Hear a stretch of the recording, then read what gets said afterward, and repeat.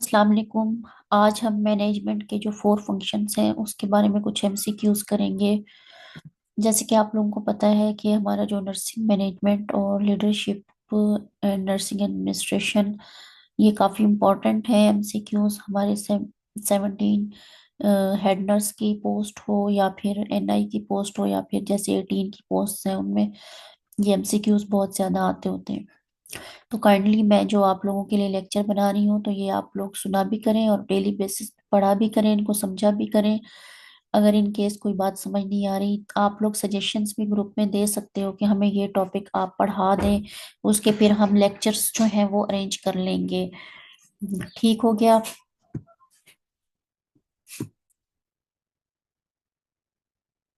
चलिए हम स्टार्ट करते हैं। सबसे पहले हम फर्स्ट एमसीक्यू पढ़ेंगे, what are the four major functions of management. सबसे पहले आपको ये पता होना चाहिए कि मैनेजमेंट के जो फोर इंपॉर्टेंट फंक्शंस हैं वो कौन कौन से हैं। तो मैनेजमेंट के जो फंक्शंस हैं फोर, वो होंगे प्लानिंग, ऑर्गेनाइजिंग, डायरेक्टिंग, कंट्रोलिंग। ये चार फंक्शंस आपको फिंगर टिप पे मैनेजमेंट के आने चाहिए, planning, organizing, directing and controlling.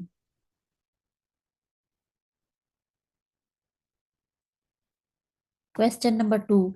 To में एक स्टेटमेंट दी गई है। इस तरह के वैसे क्वेश्चन नहीं आते ट्रू फॉल्स वाले, लेकिन फिर भी ये कंसेप्ट क्लियर होने के लिए अब हम पढ़ लेते हैं।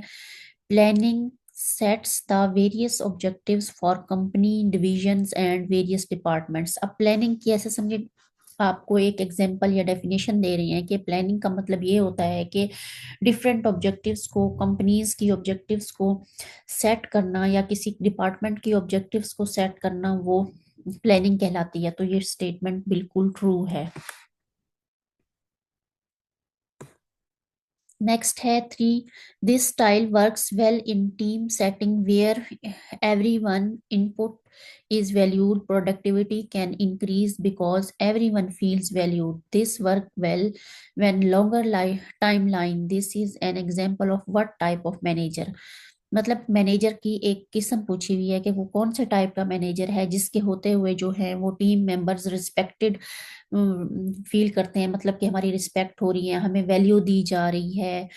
और फिर जो प्रोडक्टिविटी है वो भी जाहिर है इनहेंस होगी जब एम्प्लॉय ये समझेंगे कि हमें वैल्यू दी जा रही है, हमारी रिस्पेक्ट की जा रही है, तो वो काम भी और अच्छे से करेंगे। तो वो हमारा होता है डेमोक्रेटिक मैनेजर।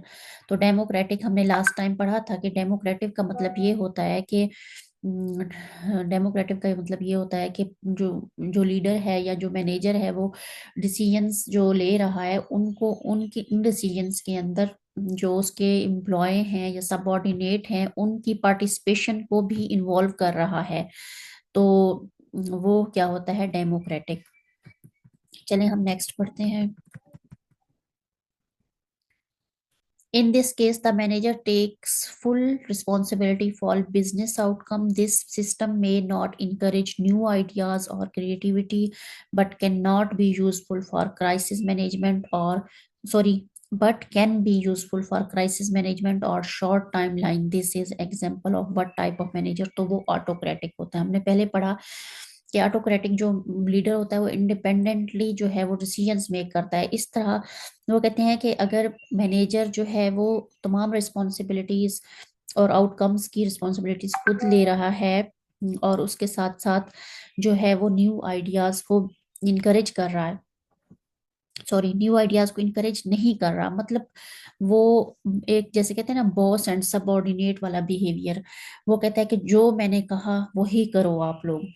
वो जाहिर है जो न्यू आइडियाज तो उस वक्त जनरेट होंगी ना जब हर बंदा अपनी राय देगा, हर बंदा अपने आइडियाज शेयर करेगा, तो ही न्यू क्रिएटिव आइडियाज बनेंगे। लेकिन इस जो ऑटोक्रेटिक मैनेजर होता है वो कहता है कि मैं बॉस हूँ, जो मैंने कह दिया वही करो तुम लोग, मैंने ऑर्डर किया और तुम लोग वही करो। तो इस तरह की जो मैनेजमेंट होती है वो सिर्फ क्राइसिस मैनेजमेंट में अच्छी होती है। मतलब कोई इमरजेंसी हो गई है, कोई क्राइसिस हो गए हैं, तो फिर उसमें जो मैनेजमेंट होगी वो आपकी ऑटोक्रेटिक बहुत जबरदस्त होगी।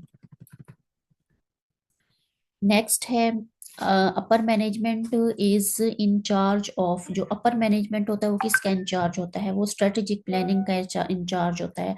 आपको मैं ये बताती चलूं कि जो मैनेजमेंट होती है वो आपकी तीन लेवल्स पे होती है। एक होती है आपकी टॉप लेवल पे, एक मिडिल लेवल पे और एक बॉटम लेवल पे। जो टॉप लेवल या अपर लेवल मैनेजमेंट है वो हमेशा एडमिनिस्ट्रेटिव लेवल की मैनेजमेंट होती है, जहाँ से आपकी पॉलिसीज बनती हैं। इसकी एग्जांपल हम ये ले लेते हैं, जैसे कि हमारे रेगुलेटरी बॉडीज होते हैं, जैसे पीएनसी है हमारा, या फिर एचजीसी है, या हेल्थ केयर कमीशन है। वहाँ जहाँ से हमारी स्ट्रेटजीज बन के आ रही हैं, पॉलिसीज बन के आ रही हैं, उनको हम कहेंगे अपर लेवल मैनेजमेंट। तो स्ट्रेटेजिक प्लानिंग जो होती है वो हमेशा अपर लेवल पे होती है। यहाँ पे मैं एक और चीज भी ऐड करती चलूँ कि प्लानिंग की भी फिर दो तरह की प्लानिंग होती है। एक स्ट्रेटेजिक प्लानिंग प्लानिंग होती है, एक ऑपरेशनल प्लानिंग होती है।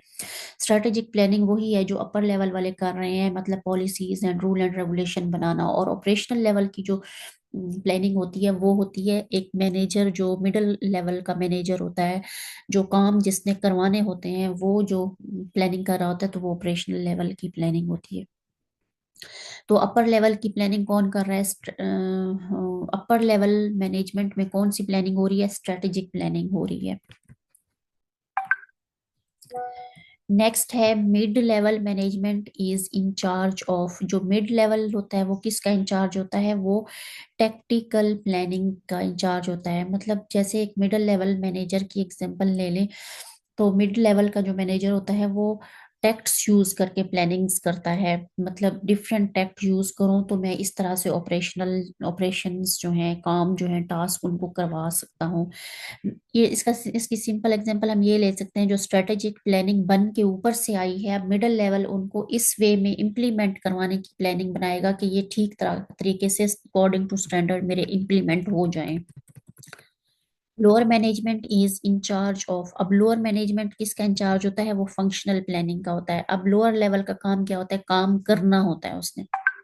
लोअर लेवल मीन जो फर्स्ट लाइन मैनेजर होता है, जिसने काम करना होता है, तो वो जो है जिसने काम करवाना होता है, तो वो फंक्शनल प्लानिंग होती है या फिर ऑपरेशनल प्लानिंग होती है। This type of management may decide to open a facility in China to take advantage of lower operating cost and a very large and growing market। तो ये क्या होगी, अपर मैनेजमेंट होगी, जो कि डिसाइड कर रहा है कि ये एक ओपन फैसिलिटी होनी चाहिए चाइना में, जो कि एडवांटेज करे लोअर ऑपरेटिंग कॉस्ट, और कॉस्ट भी उसकी कम हो और काम भी अच्छा करे। तो इस तरह की डिसीजंस कौन ले रहा है, अपर मैनेजमेंट पे ये डिसीजंस लिए जाते हैं।